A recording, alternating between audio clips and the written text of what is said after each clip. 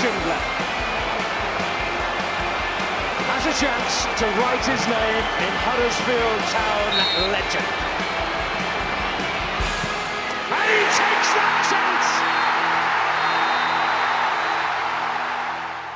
Don't you dare ruin our bank holiday weekend, Town. Don't you dare. Welcome to the warm-up episode 79. I'm your host, Brady Frost, and to preview the West Brom game, I'm joined by Tom Bradshaw and Bryony Rowan. How are you both? Right, Brady? Living my best life. Oh, like it. That's a good answer. Hello, Tom. Tom, no game last weekend for Town. How did you cope? What did you do? How nice was it? Oh, yeah, big shout out. Congratulations to my best mate, Jack, who got married at the weekend. I'm sure he listens every week.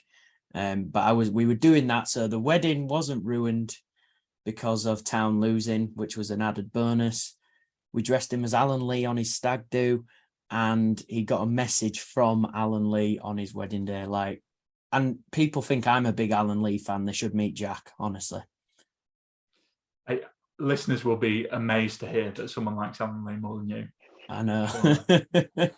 But yeah, no, congratulations to you, mate. It sounds like you've had good fun from what you're telling me off there. It was just nice not to be spoiled by Town losing 3-0 to Coventry away. So. Well, it's all right, mate, because it'll be rescheduled, when they have a pitch. So you'll still get that too. Bryony, welcome back. You must have enjoyed it enough to return. Yeah, I mean, not much is more depressing than being a Town fan at the moment. So, it can't be worse than that, can it?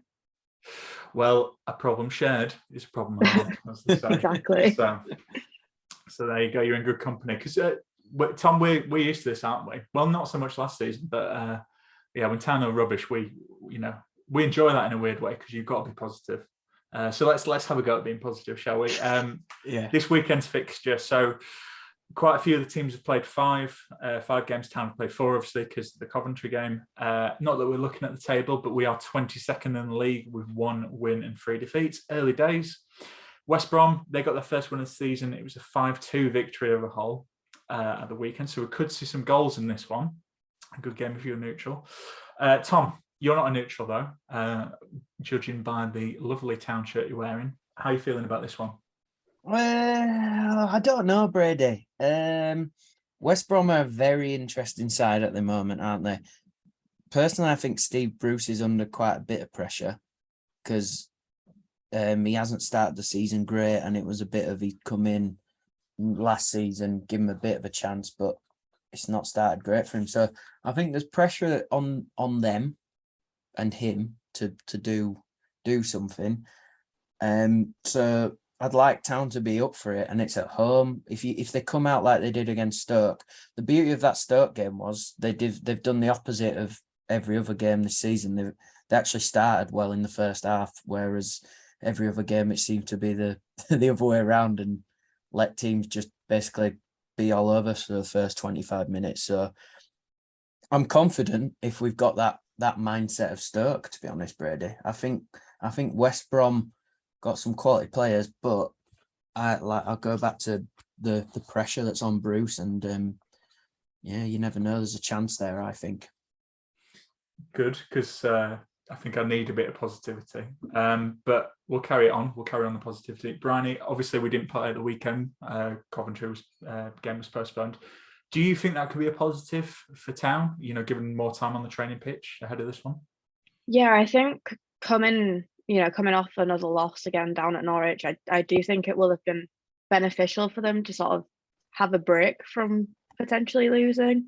Our away record is not good so far this season, so I think it will definitely benefit us to have had that little gap. They're coming into it after a weekend where they've not had to do anything, so they've had longer to improve on the things at Norwich, because we had promising glimpses there were things that were good to see. So if they've spent this whole time working on those little things that are little things that you look at and you go, ooh, that was really good, we should do more of that. If they've focused on the right things, I think, it'll be hugely beneficial for us. I like it. I'm already feeling positive. But we do need to talk about the opposition. They have some good players, West Brom, but I do agree with you Tom, Steve Bruce and the pressure.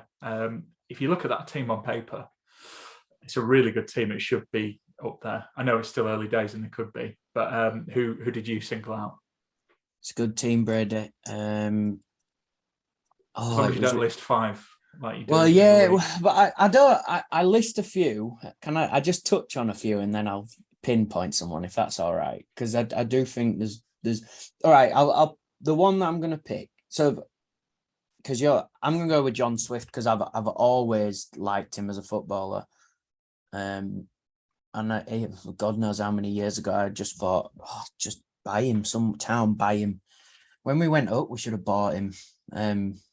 Should have raided Reading like Notts Forest have done to us. But I just think what a signing for any championship club, basically. He's creative, he scores goals. You keep him quiet, you're at least limiting one of their good players to creating stuff. So for me, yeah, keep John Swift quiet. But yeah, Brady, I've got 5 other names written down that equally could be a key player for them. Okay. Well, I'm going to ask Bryony who she's picked, and then we'll see if it's one of your 5. We'll come back to you. Bryony, who'd you go for? Yeah, I've got a couple as well. Swift was definitely one of mine. You know, he's scored 2 and 5 already this season from the midfield. You've got to keep an eye on that. You've got to contain it. Got another 2 written. One of them I'm reluctant to say because we know him very well, but Caroline Grant, you know, our ex-players are absolutely ripping us to shreds this year. Don't know why it's happening. Fingers crossed, touching wood, that it stops this weekend. But I think, you know, he is always a player to watch. When we had him, he was a player to watch. So he's definitely one of my top 3, possibly the top, just because of how things seem to be going for us so far this season. I think we definitely need to close him down. Yeah. And like some Town fans, I will boo him despite the fact he scored the goals that kept us up, because how selfish of him to move for a lot of money. Tom, it was Carlin on your list? Ding, ding, ding. Yes, Carlin was on my list. Yeah. Well, I have seen the old, you know, the people on Twitter, you know what they're like. Apparently he's just a bit of a penalty merchant at West Brom. All he does is cut inside as well, to be fair. We shouldn't. Send him out wide, we'll be fine. This is just tempting fate, isn't it? Grant hat-trick incoming. I also picked John Swift because I agree with you, Tom, player I liked a lot. I mean, it's hard to, it's hard to not pick him. But I'm going to go for Jed Wallace because I think that is a great pickup. He's a proven player. Like, he carried, he was the focal point of Millwall's attacks for years, and I think him and Swift have a good connection. So there is a few. Again, it's funny because we talked about Stoke and how I think they're a bit of a catfish team. I wonder if West Brom, again, famous last words, but they should be up there.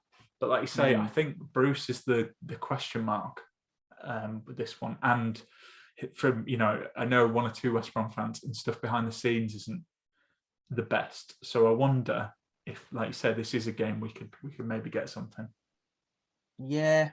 I think Stoke's more of a player issue, like a squad issue, rather than the manager.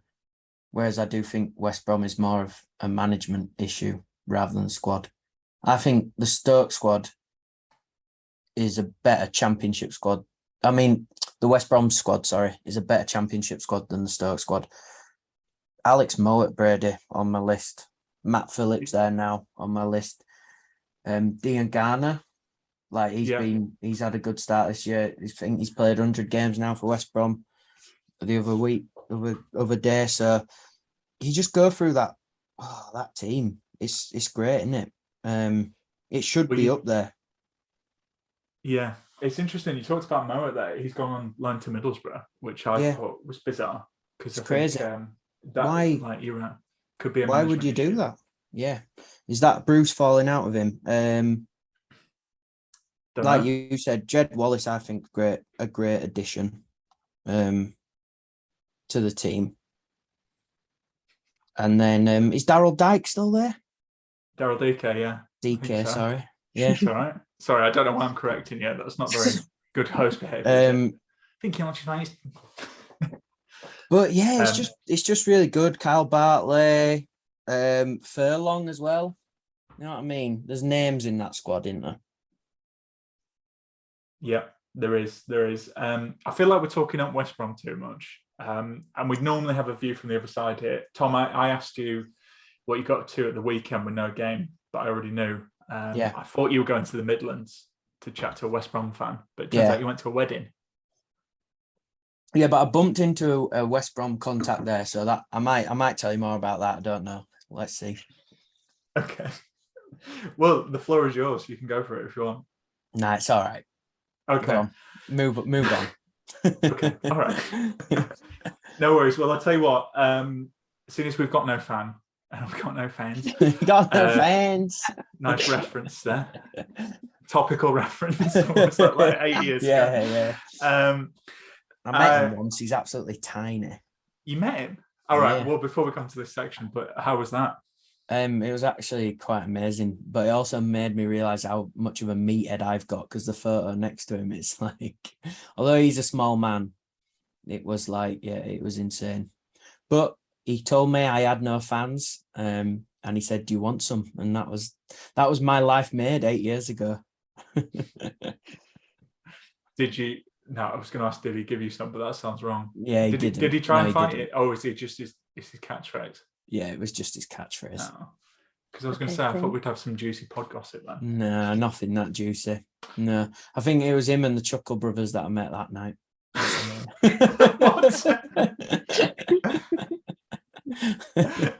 A great combination. That was at a students' union. Like the students wanted, all they wanted back in those days was the Wealdstone Raider and Chuckle Brothers. That's all you needed. What a night! What were they doing? Just like sod this West Brom game. I want to know more about this. Wealdstone Raider was just doing like a meet and greet. And then the Chuckle Brothers came on and did like a little song and dance thing. Rest in peace, Barry. Please tell me that you didn't pay money for that. No, it was at the uni I was at, so I got him for free. What's wrong with the Chuckle Brothers? Nothing's wrong with the they're Chuckle icons, Brothers. but like paying into a club for the Wealdstone Raider is bad behaviour. It reminds me of my friend George, who I went to uni with. He, in like the uni meeting, like club night meet and greets, he was drunk and he told, I can't remember which Made in Chelsea star it was, but the star was like one of the basically misogynistic, gaslighting people on there. And he, my mate George, told him, yeah, pretty much all of them. He told him he just whispered in his ear, "You should go to hell." So, welcome to hell. Welcome to hell, I thought. Anyway, we've got no view from the other side. That was a lie, dear listener, because we do have a view from the other side. It's Matt from WBA Report.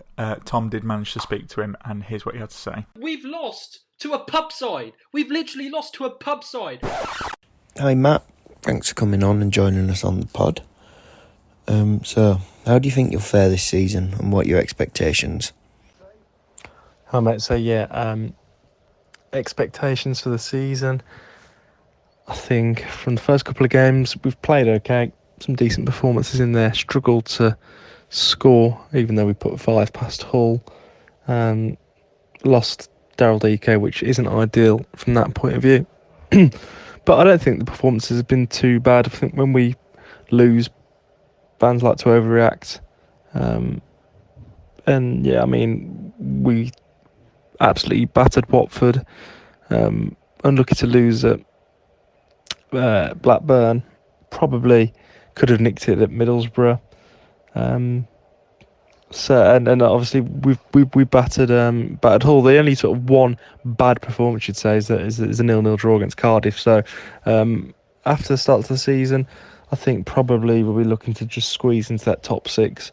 We need investment, we need signings if we're going to get any further, I think, and that's not coming by any means. So, yeah, I think top 6 is probably the realistic aim, and probably where I expect Albion to finish. Not quite good enough, and haven't quite got the strength and depth to push for an automatic promotion place.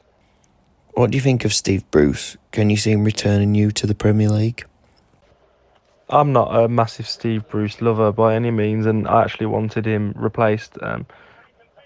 As the season drew to a close last year. However, I'm fully behind him now and understand that we can't keep on changing manager every 6 months. It's going to get us nowhere. If anything, some of the players that have been a problem across the last couple of years, given another clean slate, and there'll be issues again. At least you've got to give the manager a chance to actually find them out, if that makes sense, and sort of get an idea of what the issues are. Steve Bruce has been given no money to work with. I suppose we've made quite financially backed free signings and loans, but nevertheless, a club of Albion's stature and having been a Premier League team for the majority of the last 10 years, you think they'll be able to spend some money on transfer fees, but that's not the case. Steve Bruce, can't make any more signings without letting players go. I do feel that he's sort of got his hands tied in that way. So I'm not a massive Steve Bruce fan. He's probably a bit outdated in modern football. However, we've put in some decent performances. I think he gets what's wanted from the Albion fans, and I'm definitely going to give him a chance, and we'll see how we get on. Which player excites you the most for the season ahead? I think the one player that excites all Albion fans and has excited all Albion fans, since the season started, is sort of the return to life of Grady Diangana, because when he's on top form, he's probably, I'd go as far as saying, the best player to watch in this league. I really would, and I say that without a doubt, because we saw him a couple of years ago absolutely destroy teams alongside Mateus Pereira, and it looks like, for one reason or another, he is getting back to form, and he's been a major part of anything good we've done so far this season. Bruce said himself at the weekend, he's been battered and bruised the last couple of years, but what a joy to watch against Hull, and he has been probably one of our best players, if not our best player, across the campaign so far, and I expect to play a major part on Saturday. So definitely Diangana, although I think John Swift, Jed Wallace, Yakuslu have been good to watch since signing for the club. What do you think of Town coming into this season? Yeah, I wouldn't say I've been massively impressed with Huddersfield this season. As everyone was, it was a shock when Carlos Corberan left, and I think there are always going to be repercussions from that, appointing Danny Schofield as manager in his first role of such. There's always going to be difficult, and there's going to be teething in problems, losing Lewis O'Brien and Harry Toffolo. It's almost a recipe for disaster in some ways. I watched the first game of the season against Burnley. Burnley, by far the better team that night. And it has been a bit of a struggle since then, hasn't it? However, beat Stoke, which is always good to see. And the John Smith Stadium it's never an easy place to go to. You'll always get a really good backing from their home fans, and Albion have struggled there in recent times. So whilst I haven't really been impressed with Huddersfield, they've still got the likes of Sorba Thomas to rely on. Danny Ward, Jordan Rhodes can score goals in this division. Tino Angerin, exciting young player from Chelsea. So yeah, it won't be an easy game by any means. Always struggle at Huddersfield. They'll give us a tough game, I'm sure, and as Schofield probably will be learning on the job and probably get better as time goes on. I don't think you'll go down there. I reckon you'll be fine in that regard. And what's your prediction for Saturday? Prediction for Saturday, I'll probably go 2-1, even though we can't buy a goal. I'm just backing us to have a bit more momentum after Saturday. Hopefully that breeds confidence, because we desperately needed that win. And I think one of the players said afterwards, you saw what happened once that first goal went in, and it got better and better. So I'm just presuming that will continue into Saturday. However, we did lose in the cup, so maybe that would have knocked them off form a bit. But yeah, I do think we'll win. Not sure why I've gone for 2 goals.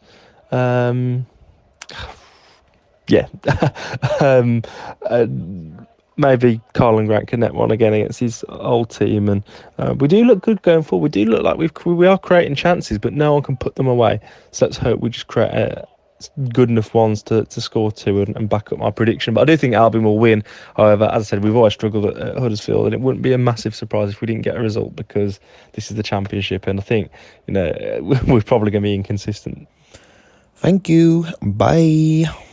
Let's hear about a Town team who aren't doing well. That is Huddersfield Town women. They opened their season with a 7-1 win.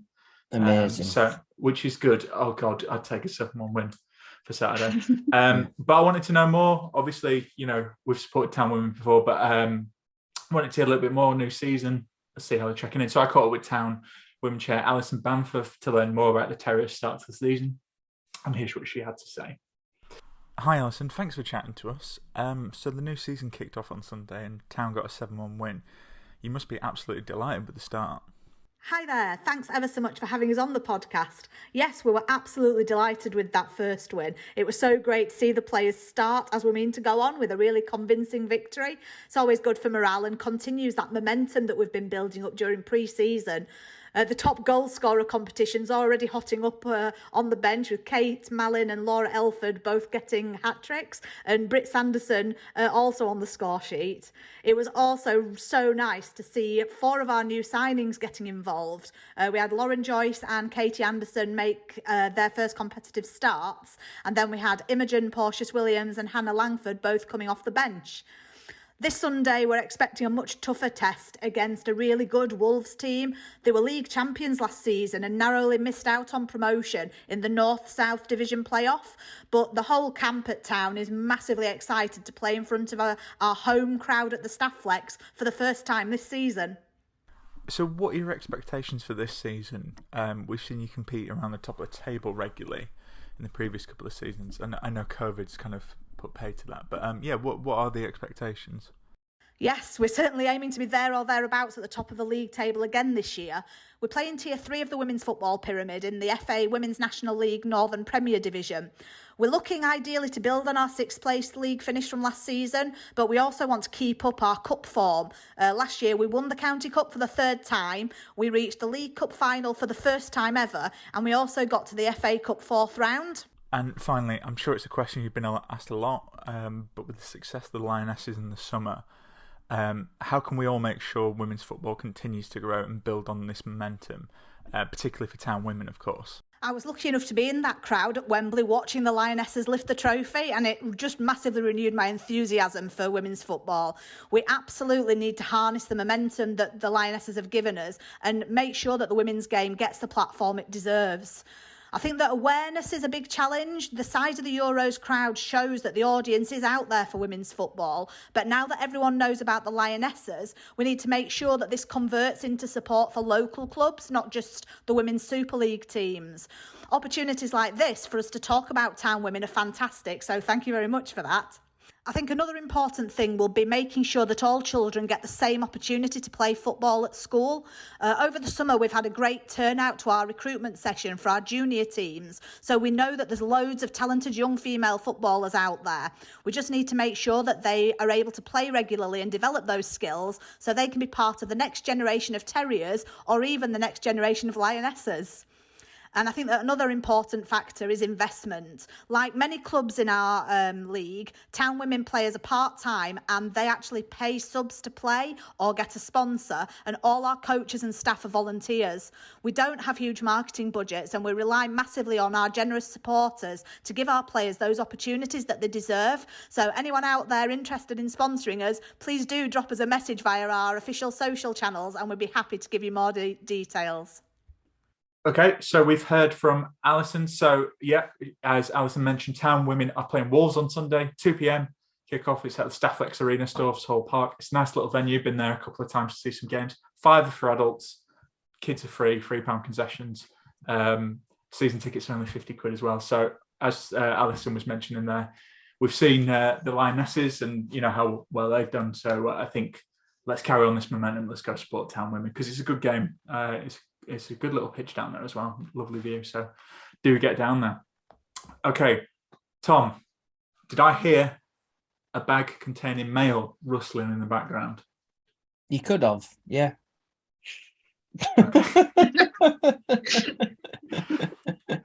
I set you up and you don't bring the same level of enthusiasm to it.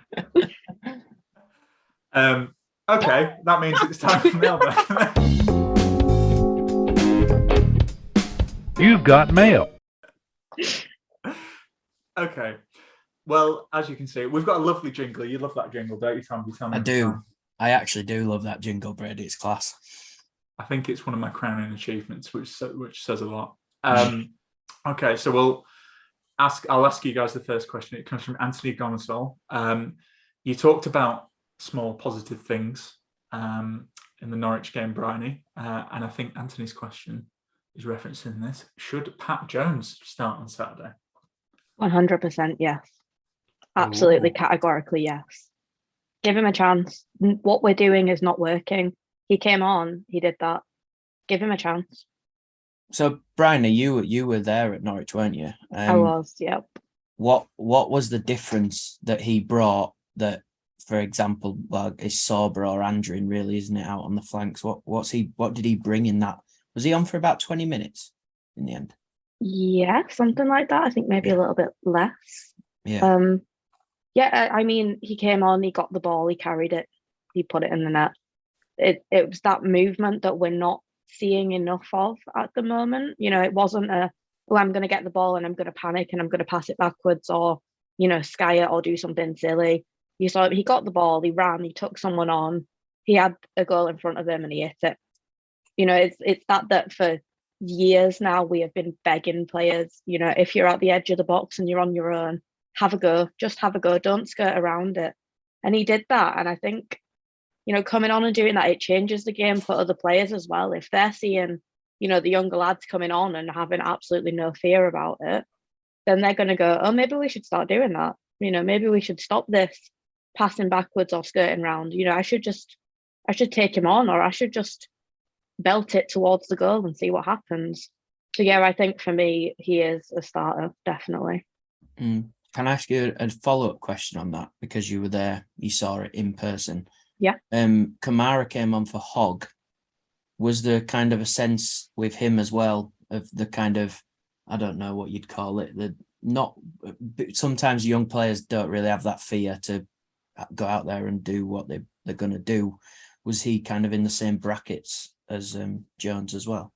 Yeah, I think I'm a big fan of Kamara, even from pre-season. I saw him at Harrogate and said, get him in the team. I think I agree with him coming on as a sub still. I don't think he's quite sort of 90 minutes yet. He's not fearless, so to speak, but he will go in for things, definitely. I'm a big fan of his. He will put tackles in. I would like to see him be a little bit stronger on the ball, I think. But I mean, he's not a full-grown man, so to speak. Yeah, he's only a kid still. And so, yeah, I think if he works on that fearlessness will definitely come in. Lovely. Tom, are you in agreement? Pat Jones, make a start? Well, I wasn't there, so I didn't see the whole game. I watched the highlights. I think his goal was such a great goal. He sold who was it? It was Hanley, wasn't it? A really experienced centre-back. He absolutely done him over with that little hesitation on the edge of the box, sent him out left, and then he took it onto his left, slotted it away. The goal was great. And you're right, Brian, I think that's what all you ask for. If you're in that position, have a go. No one's gonna have a go at you if you're having a shot. Maybe if there's an easy pass to your left or something, then yeah, fair enough. But in that position where he's 1-on-1, yeah, go for it. Just have a dig. I don't think Sorba is at it at the moment, and maybe a little nudge to put a bit of a kicker up him would be start Jones on Saturday, just to maybe let him know that, yeah, you're not getting in this squad if you're not playing well. You're going to be on the bench. We've got options there. And then he might come on and we'll see the Sorba that we saw most of last year. I don't think Sorba's been terrible this year either. I'm not like some people have suggested he's looking elsewhere or whatever, but he just hasn't reached those levels yet, has he? It has been a busy summer for him and stuff. But yeah, I'd potentially start Jones on Saturday. Well, that's interesting because I think we normally are in full agreement, but I think he was good as a. I think he should get a start eventually, but I almost wonder. We don't really have sub to change the game, so I wonder if maybe I would bring him on. It depends how the game's going, but if you can do that like against tired legs. So I haven't. We'll come on to how we line up the team, but I still had him as a sub player. I think Tino should be fit for this as well, so I'd put him back in. But interesting that you mentioned Sorba Thomas, because our next question is from Dan Peckett, and he says, could Sorba Thomas face a similar second season syndrome to that of Josh Koroma? They both clearly have talent, but could be trying too hard mentality be problematic. So I'm going to tackle this first because I can, because I'm still talking. I just think I can understand why people might think that, but I think it's too early to tell. And also I think with Sorba, we all know he went from non-league, but he played so many games last season. I think he's just knackered, which is I'm contradicting myself here, but I do wonder if Jones is going to make the impact he did. Like say, maybe long term, it would be good to not play Sorba for every game because obviously Wales are in the World Cup and he'll probably go there.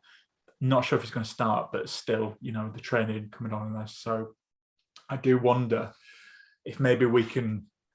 I don't know, like maybe, if we were winning 2-0, for example, on Saturday, I'd take him off like after 60 minutes because you've got 5 subs. I think he's just knackered. And I think, again, like we saw with Koroma, people found him out. And I wonder if people are maybe finding Sorba out and he just needs to think of the next step to get around that. But it's early days. And to be honest, I think he's knackered. But Bryony, I've rambled long enough. What are your thoughts on that? Yeah, and I think the same really. He's tired. You could see it from as soon as he was playing all those Wales games last year. And I think we've got a lot of fans that don't think that that's, a good enough excuse, and they've had the summer, even if it was shorter. But I think if you look at his statistics, not everything is worse than it was. So he's winning more challenges than he did last year, percentage-wise. He's going in for less, but what he is going in for, he's improved that. He's winning more of them. But yeah, I think he needs a rest, like a proper actual rest, not like a 1 week where he'll jet off to Dubai or wherever he went. Lie at home and play on your PlayStation for a few days and just chill out and recover a bit. I think people talking about the second season syndrome makes it happen. They're real people and they see what people post on social media. So, it doesn't help when you've got fans there slating them all the time. They've lost their confidence, but you going on about that is not going to help. You're going to make it worse. There's people on Twitter saying that, they need to be told people think X, Y, Z, but they know that. Of course they know that. They're not stupid. They know that their performances haven't been up to what fans expect of them, the coaches expect of them. They're certainly not what they expect of themselves.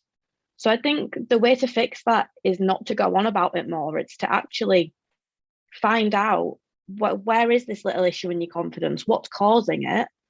And can we fix it rather than just going on about it all the time? Because they know they're not doing well enough at the moment. We don't need to tell them over and over and over again.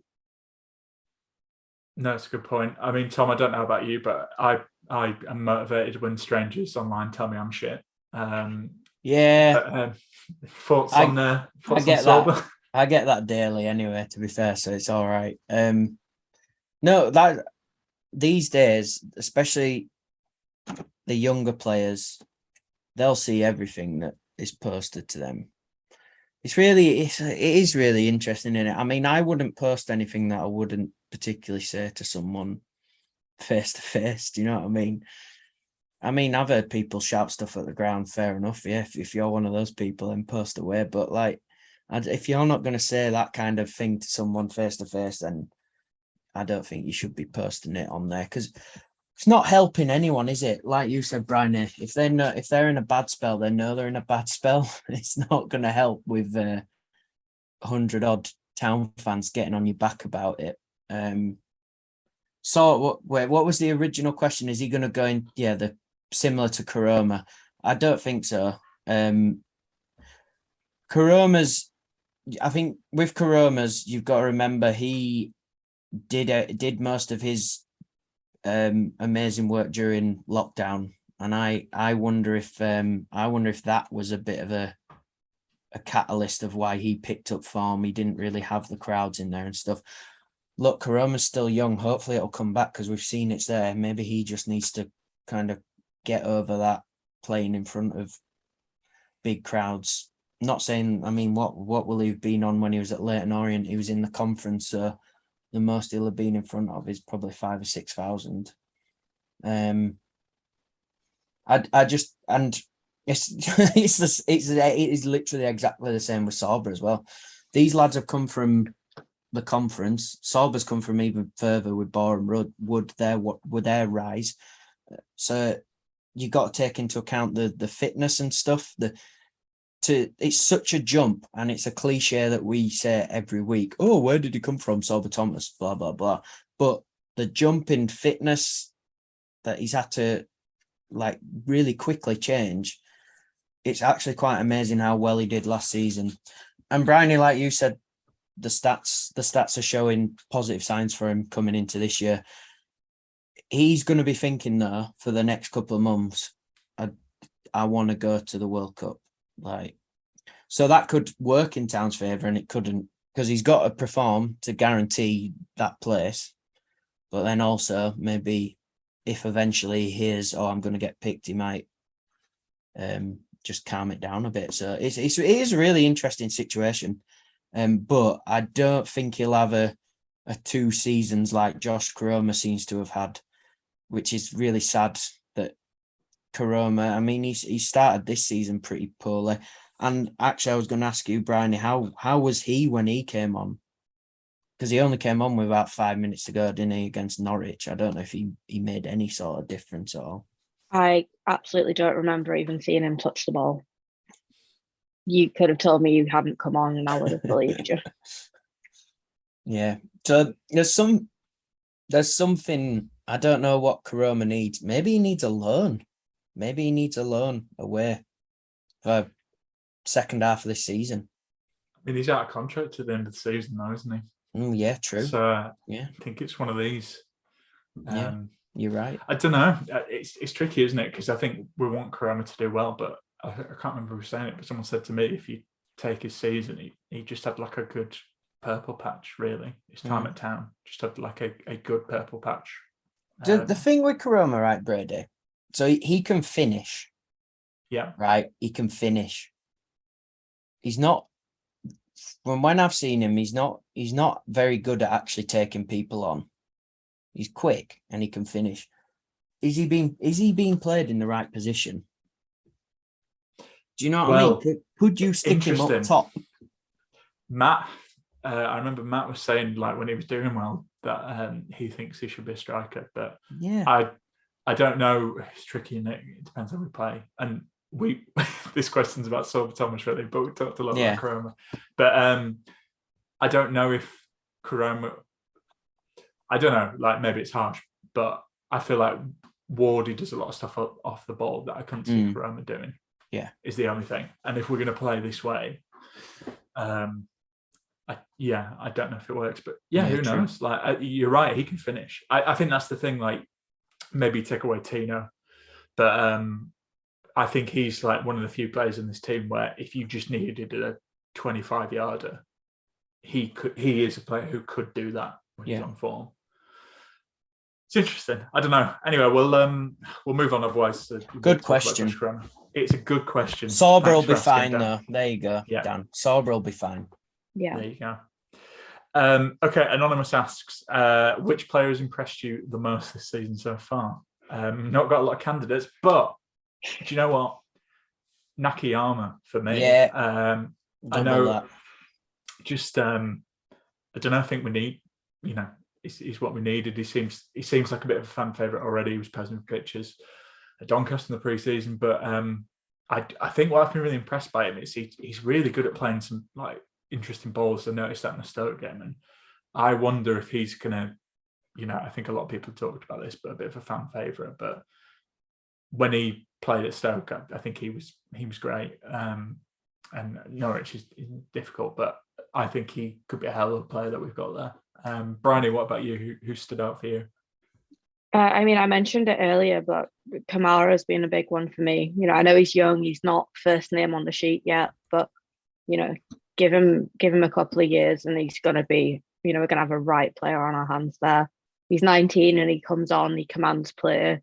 He's all over that pitch. So I think definitely he's going to be huge for us, if not this year, in the next couple. Lovely. See, we're all there's positivity wherever you look. That's what we do on this. Tom, what about you? Who's impressed you the most? So yeah, Nakayama. I mean, I wasn't there on Tuesday, but by all accounts, he played reasonably well again, didn't he, Bryony? Yeah. I mean, Nichols again. Sounds like. I mean, the changing point against Stoke was that penalty save, and what a save it was. And even a bit before that, when Stoke had a little bit of a good spell, he kept him out. He's just a top quality keeper. And if we can keep him all this season, then he might keep us up. And another person, sorry, Brian, for firing stuff at you, but because you were at Norwich on getting grilled Tuesday, today. I know. Who played really well when he came on against Stoke was Dwayne Holmes. Like, I have never seen never seen him want the ball so much. The tenacity to charge down defence and everything was amazing. And he deserved everything, like all the plaudits he got after that game. How was he during the Norwich game? Because he started, didn't he? So that's different to coming off the bench already. Yeah, I will never accept Dwayne Holmes slander. I think he gets so much stick and doesn't deserve any of it. But in my opinion, he is an impact sub. He plays much better when you bring him on, and he has that energy when opposition energy's lacking. At Norwich, there were mixed opinions from a lot of people. I thought that he did pretty well. I thought that he created a fair amount. There's a lot of people that were absolutely slating his first touch, but I think if we're going to be that specific, I would slate 70% of our squad's first touch in that game. I do think he is an absolute workhorse, and he runs around that pitch like a blue arse fly, no matter what's happening, no matter what the scoreline is. So yeah, in my opinion, at Norwich, he did all right. He didn't stand out negatively. He didn't really stand out positively either. But I don't think many of them stood out so positively in that game. Sometimes the whole squad don't play great, and I think he's one that if the whole squad is bad, people will put it on him, which I don't really think needs to be done at all. Yeah, but yeah, for me, he's an impact sub, definitely, rather than a starter.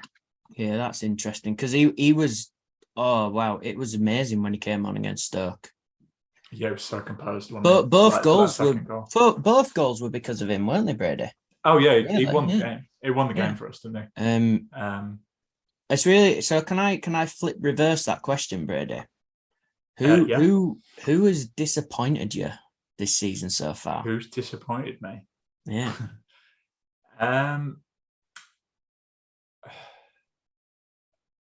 Tom Lees has disappointed me a bit. I think that's harsh. I think the word disappointed is harsh. Yeah. I just don't. He doesn't look himself. I know there's something wrong there, isn't there? Matty Pearson's not there, and that's what the issue with our whole back four is. Yeah. Yeah, I agree. Yeah, at least doesn't look like himself. Obviously, he got the red card, so he can't play this game. He looked absolutely fed up as well at Norwich before that happened. You could see it coming. I don't know what it was, but you could, he was not himself at all that game. Yeah. Or at least from about, 30 minutes into that game. There were definitely some very questionable decisions, or what looked like it when we were there. The liner that was in front of the town fans was getting some right stick both from us and from the squad themselves. So I think that is impacting him more than I'd expect it to. I don't think he's quite as composed as we're used to him being, which, showed with that tackle. Yeah, it's quite interesting. I mean, he's just looked. I don't know. The thing from the Stoke game that just worried me a bit was he was being out jumped by like Dwight Gale and stuff, and it's like, and they were giving it him, and he was just kind of taking it as a. And I thought he was class last season, and I'm not having a go at him and saying he needs dropping or anything, but there's obviously something wrong there. And I think Bryony touches on it perfectly, is the not having, well, it's Pearson or Levi next to him now, is it? Yeah, I think disappointed's harsh. I think he's just not been at the level we saw him last season. But I think you're both right. I don't think he has Pearson there. And I think, Turton, I actually thought in the Stoke game was really good as one of the three centre backs, but he's not a centre back, is he? No. I think that's the problem. And if you think Kessler Hayden, who I thought played very well against Stoke, I think it's like you say, we've actually, we'll come on to it, and maybe we should now actually, because for you're the boss, but I think it's questionable, our defence, which is weird because Pearson played a lot last season, but then he got the injury and we managed to cope. But I think, like you say, because we've lost Toff, Levi's not here. I think that's part of the reason we're maybe not doing so well. So maybe we should, before we talk about our lineups, Tom, was Lee's the same for you? Bryony, Lee's the same, or anyone else? I think I last year was very much a little Turton cheerleader, and from what I've seen of him this year, he's not disappointed me, but he's not. I think it is again the lack of Pearson next to him, and just not coping with that as well as I would like him to. I think singling people out is disappointing. I'm not a fan of doing that at all. But I guess you could say the same about both sides. We're just not as strong as we were last season. Yeah. I agree with you. A very interesting article in the Examiner, Brady, about our defence. Okay. And at the moment, with Pearson out, there's only one defender who's over 6 foot tall, and that's Will Boyle. Well, Tom, if you're the boss, you're bringing Boyle in. Let's find out. Okay, so Town for Norwich, they played 3-4-3. It was Nichols, Turton, Lees, Nakayama, Kessler, Hayden, Hogg, Rodoni, Ruffles, Holmes, Ward, Thomas. Is the Boyle-meister coming into your team, Tom?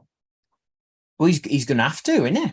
Because I'm guessing Leesy's out, innit? I saw someone say, I saw someone say that because the Coventry basically screwed us over, that the FA might count that. But I thought that was a load of rubbish. Wishful thinking. So Boyle's in, so that's going to be interesting to see. Then, I think Tino back in for Holmes, and then it's the question: do you start Jones? Probably not. Bring him on as impact again, and Holmes off the bench. I think as well, because like Bryony said, the energy that he brings, especially in the last 20 minutes when obviously that defense, the opposition defense, has been hopefully run ragged for the last 60 minutes, would be perfect. Yeah, I mean, for me, I've brought Boyle in. I've seen people saying he's a bit, because obviously he came on against Stoke and was a bit fell over, I think. It was it was quite funny when he fell. It was quite funny. But he's not started a game, and you're right, we need, give him a start. Brady, do you know what Boyley did? Boyley. That's his new nickname. That's what we're calling him. What did he do? I think he did if you ever had what would you call it? Not a nightmare, but a stress dream about being called up for Town. That's exactly what you'd do, wouldn't you? Your first touch, you'd run after it and fall over and nearly let the opposition in. Thankfully, it went out for a throw-in. But yeah, I think he'll be fine. Look, he captained Cheltenham to that promotion, got up to League One with him, and he was a pretty solid player there. I don't see why he can't slot into this team. He's a big lad. He'll get stuck in. Yeah. Yeah. And I think if Lees is out, I think his character might be needed. He might just need people to bark orders. So, yeah, no, I'm with you. I think same team, but I'd take Holmes out, put Andrew back in, and put Boyle in for Lees. Bryony, have you going for something similar? I assume you're putting Pat Jones in. I've been a bit controversial. I've moved Sorba back up to being a wing back. That's what he played when we got him. Okay. Where he is at the minute's not working. Mm-hmm. So move him over there. You know, he came to us playing further back. Yeah. So stick him over there for Ruffles, who is not at the level I would like him to be. Mm-hmm. Jones on that side, Tino on the other side. And then I'd sub in Kamara at some point. Just like I said before, I don't think he's there for the full 90 minutes yet, but please bring him on for more than like 10. Yeah. Please. Thomas up for Ruffles, Jones in, Tino in. That's interesting. I quite like that. Because I would agree Ruffles has been a little bit, I don't know. I know he basically had a full season on the bench last year, so that's not going to help. But he's just looked a little bit, just a bit slow. I think that's been the problem. And decision making. There's a few times in that Stoke game where he either kicks it out, just get it in the stands.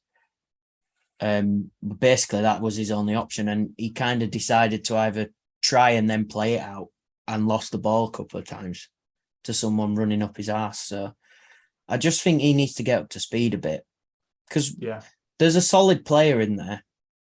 And what I want to see more from him, from what he did really well at Oxford, was his aerial threat from corners, and I've not seen any of that whilst he's been at Town. So that's a good point. I think with Ruffles, though, the only thing I would say stick up for him is he's not, you know, when we've talked to like Glennon and other players, like they do say they just need Gay-Tide to get up to speed. Yeah. And I think you're right, he's sat on the bench a lot. And also he's replacing one of Town's best players from last season. So I think it's doubly noticeable, like if you're not up to speed, because you're getting compared with a great player in Harry Toffolo, unless you speak to Town fans who say he's a League One defender and Championship attacker, which is why he's got a Premier League move. So, yeah, I don't know. Interesting one, though, because when we signed Nakayama, they said he could play left wing back as well. So I wonder if we might see that eventually. Could be interesting. But yeah, okay, cool. Right, okay, so plenty of conundrums. So how are we seeing, if you had to give a match prediction, guys, what you're going for? Bryony, I'll come to you first. Oh, I wish you wouldn't. I missed that Stoke game, so I've not actually seen us be properly good yet. So I'm not confident at all, especially having watched the highlights of that West Brom Hull game. You know, they absolutely fire balls at defensive lines constantly, and we are not coping with that well yet. So I can see it being a 3-0. I don't want to see that, but I can see that. 3-0 to West Brom. They've just hammered 5 in Town. against. No, to them. I can't see us scoring 3. I hate to say it, but the way that they were absolutely firing, you know, as soon as they're at the edge of the box, they're firing balls in. They've got 3-4 men in there. It's all things that we don't do well with, and I can see it absolutely. You know, I can see us suffering. Yeah, I hope you're wrong, because I hope I'm wrong. Yeah, because I want nothing more than to be wrong. Is 3-0 defeat the worst like prediction against Town we've ever had on this podcast, Brady? I think it is, 'cause even when we know we're going to get battered. Yeah. I think, Bryony, in fairness, I think we've got a chance of losing it. But whenever I think we lose, I'll go 1-0, Yeah. which is what I've gone for. But yeah, I have been chatting to my friends about it, and I have been saying I think we're going to lose this. And it's my birthday on Tuesday, and I was like, that'd be a nice present. But I'll read you the words that Joe Scott, of this parish, said to me. You seem so sure we're going to lose, but this is Huddersfield Town we're talking about. You just never know. So hopefully, You never know. that offers some words of encouragement. Tom, what about you? Are you going for a defeat? Are you going for a win? Right, they lost the derby in the cup, and I guess it wasn't their starting 11, but there They was made 10 changes. Yeah, 10. some big names in that team. 10 changes. I know, but 10. yeah, I know, but you got to think more of than Steve 9. Bruce. It's only 2 wins though this season. That's 1 more than Town. We're only 3 points behind them. Yeah, 2-1 Town. love it. Okay. 2-1 Town. Danny Ward and how about this for like Josh Koroma comes off the bench and scores. Oh, nice. I would Looks love to inside. see He it. shows Carlon Grant how to do it. Nice. Yeah, so even though I think we're going to lose, I'm going to go 1-1 and hope it changes that. And I can see Town winning 1-0, playing really well, and then Colin Grant getting an equaliser. So that's what I'm going for. Anyway, okay, so you've heard from us. It means it's time for one thing and one thing only. If you're going to tune out now, that's your own fault. You're going to miss out on some quality content here because I think the fans can probably see I was trying my best, working hard. The amazing elbow. As a centre forward, the last thing you want is a goal drought starting off in a club. Started on my own up front, and the really good centre forwards like Jordan were rested.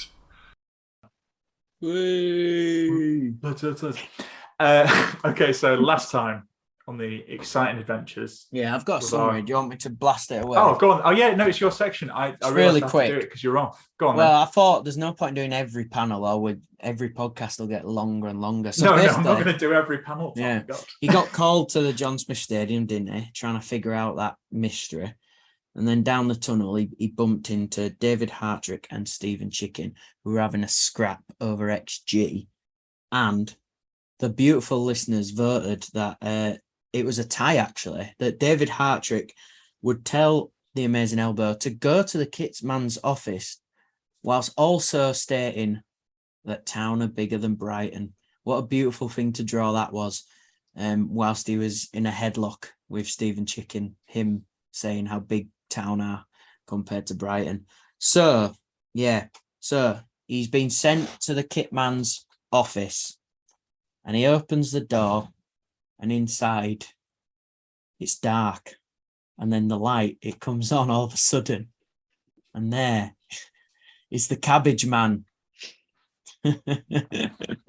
And he is holding ...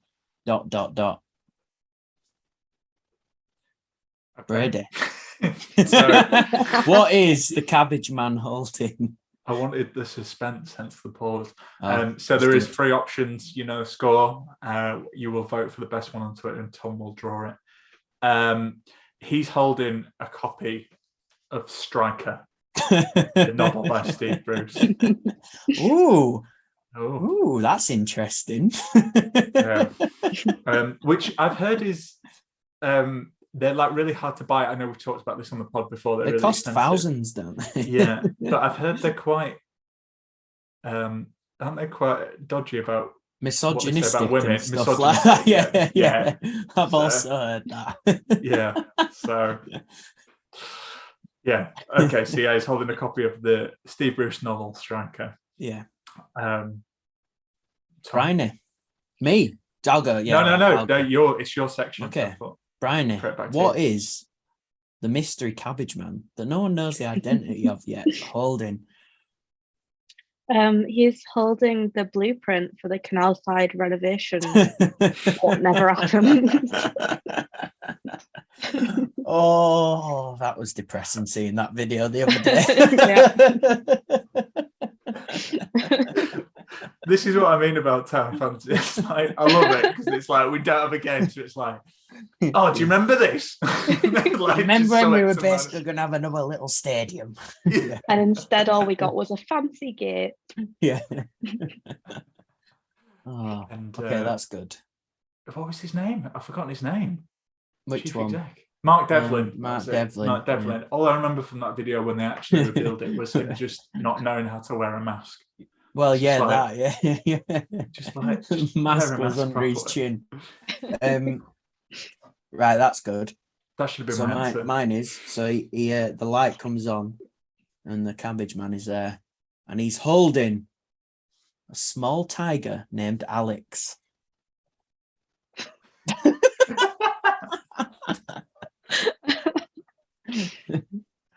And I'm here trying to keep it topical.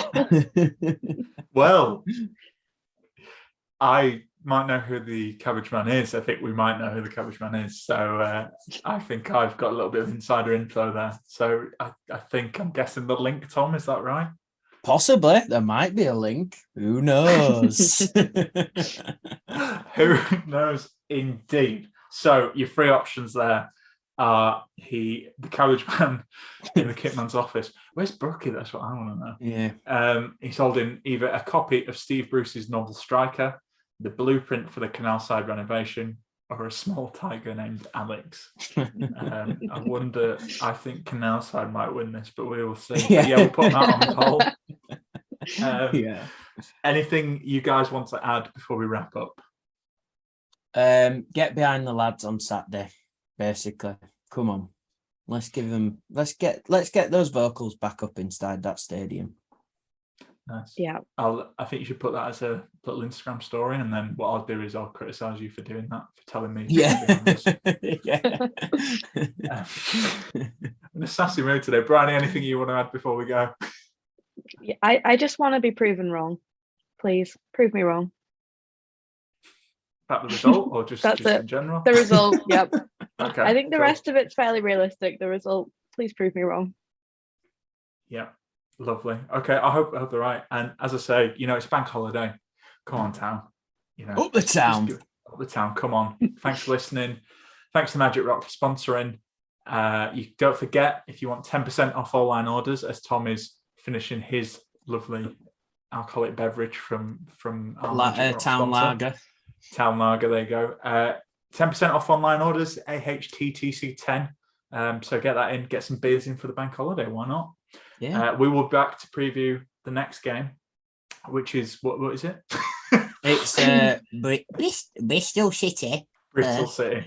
And then QPR, but no one's going to that. You should boycott that. Yeah. £36 for a game of football in London. To end on the Neil Warnock quote, we're in London, that's why it's 36 quid. So thanks for listening. We'll be back to preview the Bristol game at Bristol City and Tata for now and up the town. So town, play up, bring the car back to Huddersfield.